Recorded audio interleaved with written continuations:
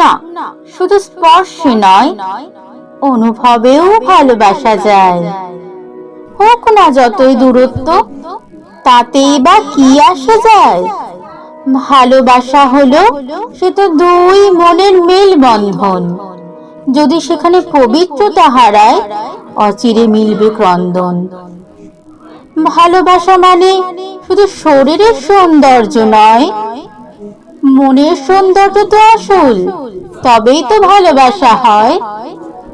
কোনো মূল্য দিয়ে কখনো ভালোবাসা কি পাও তার?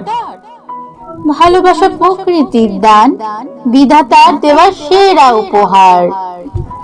ভালোবাসা আসে না কভু এ জীবনে বারবার।